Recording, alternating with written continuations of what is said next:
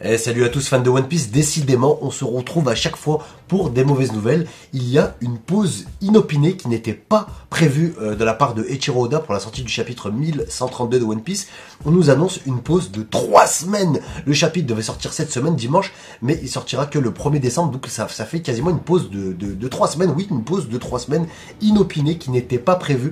Donc là, tout le monde semble s'inquiéter pour la santé de Oda, et moi aussi d'ailleurs, parce que le chapitre devait sortir cette semaine, c'était prévu, c'était officiel, et nous annoncer comme ça une soudaine pause de 3 semaines quand même, en plus c'est pas rien.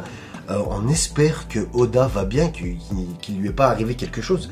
À chaque fois je me demande si Eiichiro Oda devait finir par mourir, comment se passerait One Piece, comment on arrivera à la fin de One Piece. Est-ce que on nous dit qu'il y a une petite équipe qui sait tout, qui connaît l'histoire, qui est là pour reprendre, mais quand même on peut pas prendre la place d'Eiichiro Oda, avoir son cerveau dans les détails, ça aurait plus la même saveur, ça serait pas bien en fait, ça deviendrait ça serait catastrophique. On pourrait pas avoir la vraie fin qu'on aurait dû avoir, que les fans attendent depuis 25 ans maintenant, la fin de One Piece. Donc là vraiment je m'inquiète pour la santé d'Oda.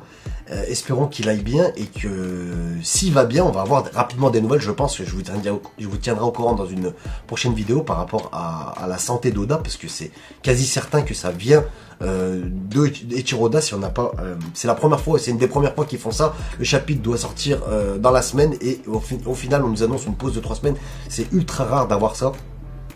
Donc vraiment je m'inquiète, et je me demande ce qui se passerait si Oda, même s'il finissait pas par mourir, s'il finissait par être trop malade pour pouvoir continuer One Piece, est-ce qu'il rusherait jusqu'à la fin? Ça serait quand même une catastrophe. Un truc qu'on attend depuis 25 ans, et on sait à quel point One Piece c'est bien ficelé, l'aventure est magnifique. J'aime dire que Eiichiro Oda nous propose la meilleure œuvre audiovisuelle de l'histoire. Pour moi, vraiment, pour ceux qui ont suivi One Piece correctement, c'est une des meilleures œuvres audiovisuelles qu'on a pu nous proposer de l'histoire. Et ça serait une catastrophe si Eiichiro Oda, par une maladie grave, qui venait à décéder, à mourir, je ne le sais absolument pas, parce que vraiment pour ce qu'il a créé, le nombre de fans qu'il y a derrière cette histoire, derrière One Piece, on veut connaître la fin, et on veut connaître la fin dans de bonnes conditions en fait, que Oda aille bien pour nous proposer le meilleur de ce qu'il a à nous proposer, le meilleur de lui-même. En plus on sait que la fin c'est une apothéose, un feu d'artifice, c'est le bouquet final, donc on attend, on y est presque, et ça serait une catastrophe qu'Eiichiro Oda décède, ou qu'il lui arrive quelque chose de grave.